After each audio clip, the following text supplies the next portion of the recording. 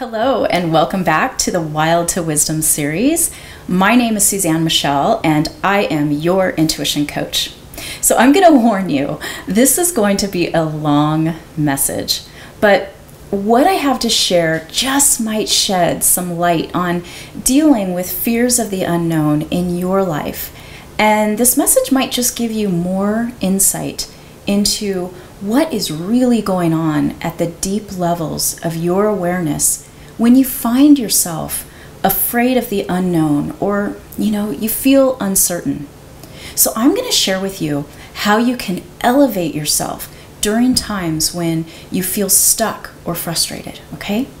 I'm going to talk about something called the metaphoric waiting room of your life that you are either in right now or you might find yourself in at a later time, and what to do to navigate through it with ease and grace.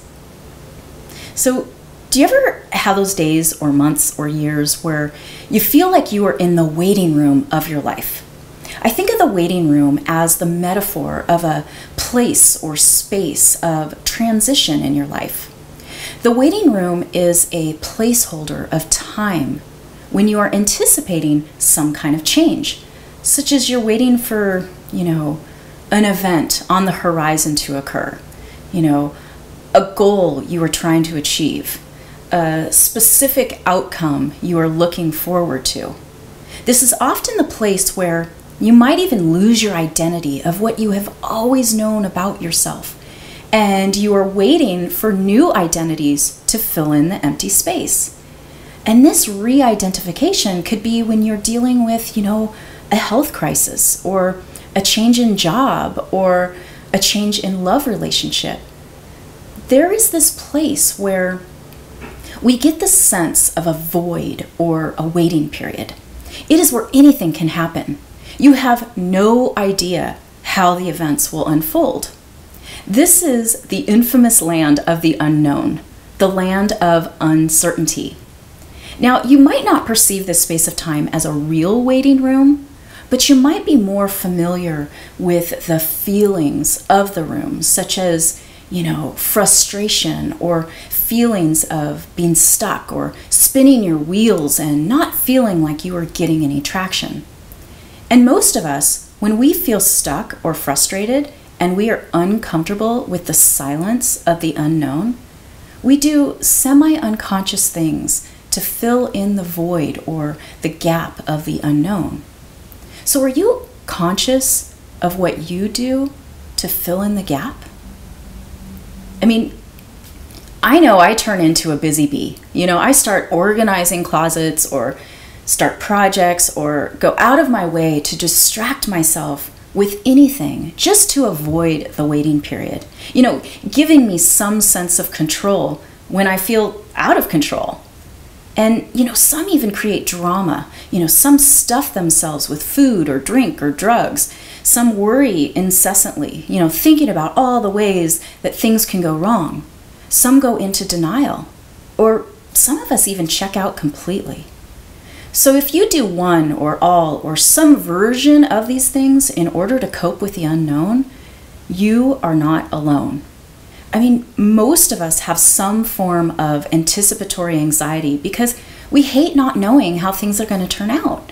Some of us are even so afraid of the unknown that we fill up the uncertain gaps with premature closure tactics to seal up the cracks and the gaps of darkness, thinking we can control the unknown. We might quit jobs too early, end relationships prematurely. We'll do whatever we can do to stay in the seat of perceived control. And, control freaks actually think they can outsmart the unknown. Let's face it, we all have a little bit of control freak in us because most of us want to feel safe and secure and know how things are going to turn out. Now, these examples are all fear-based reactions due to the discomfort of the unknown. But is there another way that we can navigate these uncharted waters without going unconscious? What kind of wisdom can we shed on the old way of doing things so we can thrive when we are faced with a waiting room type of situation?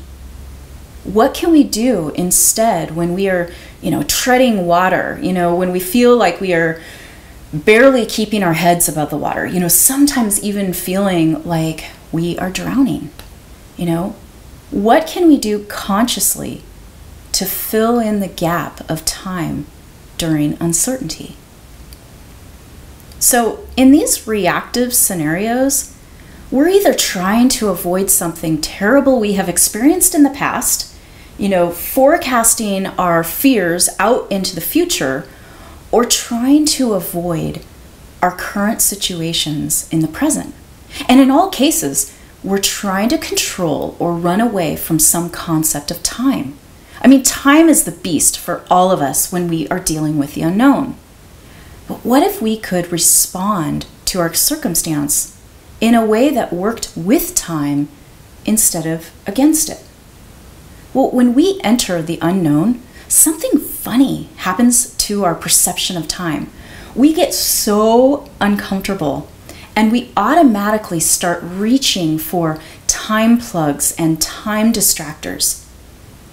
What if you gave yourself the opportunity to stare time in the face and anchor time in place just for a moment? Now, this is where the wisdom comes in. When you ground yourself in time, your system automatically stops shorting out. When your thoughts are running amok, your thoughts create energetic electrical shortages of, not wanting to repeat the past traumas, or avoiding the fear of your future, or wanting to escape the present.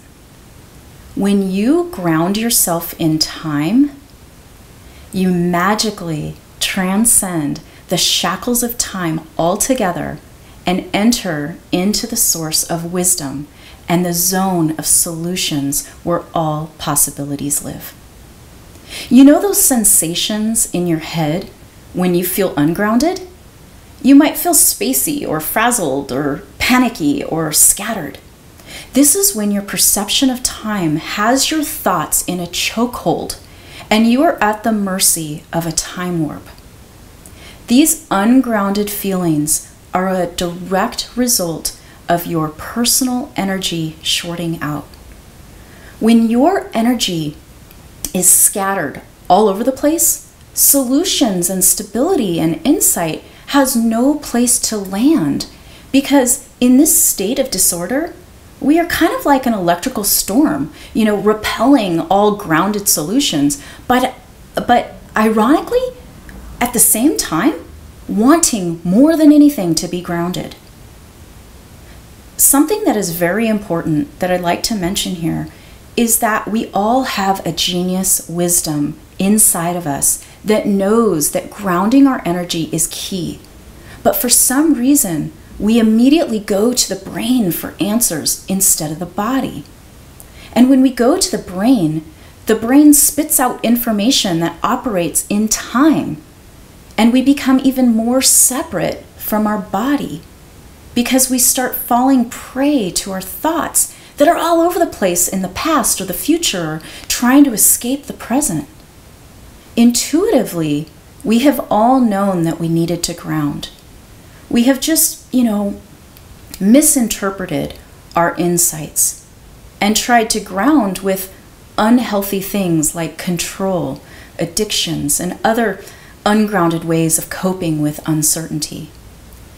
So the good news is we are on the right track. We all know that grounding is important, but we were just off the mark a bit and have adopted a reactive automatic system to reach for whatever is comfortable instead of respond with what is going to actually help us. So what I'm suggesting here is that when we find ourselves in the unknown, in uncertainty, when we are in the waiting room of our life, one of the most powerful things we can do is get grounded. Because when I am not grounded, I'm susceptible to all kinds of fears that are not only mine, but are also from the collective consciousness. So here are some suggestions to help you navigate through the unknown. Here's what I do when I am feeling ungrounded and fearful, and when I feel stuck in the waiting room of my life. I do these things. I become hyper aware of my body.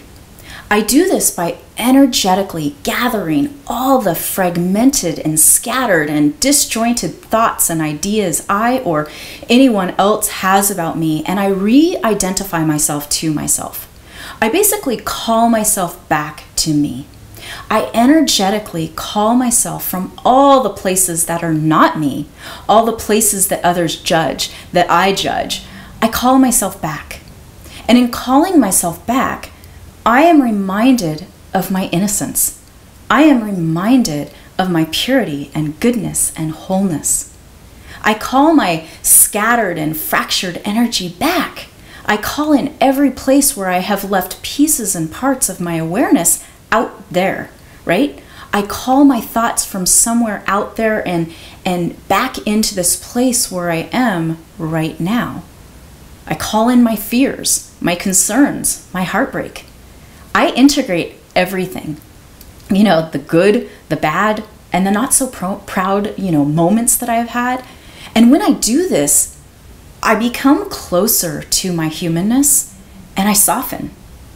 I begin to pump all of those misplaced thoughts back into my body and use them as a force to refuel and create something new. And this practice solders and repairs the electrical shorts in my system, so I become once again a grounded system, ready to receive insights and wisdom during uncertain times in my life. Calling myself back in is the most grounded feeling in the world.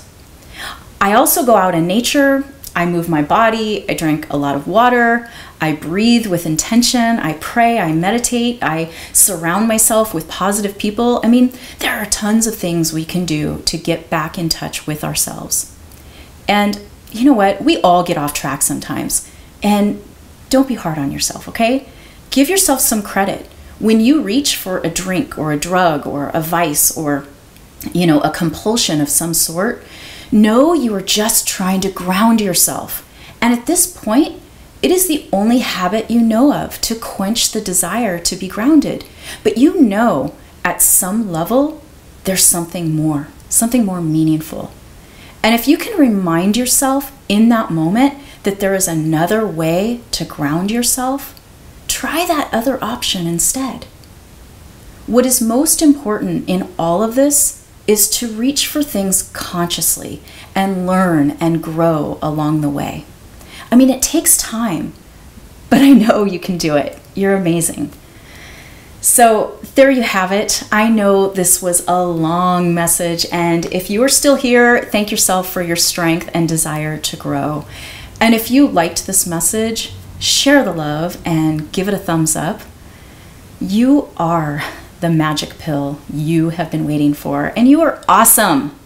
So until next time, I will see you later.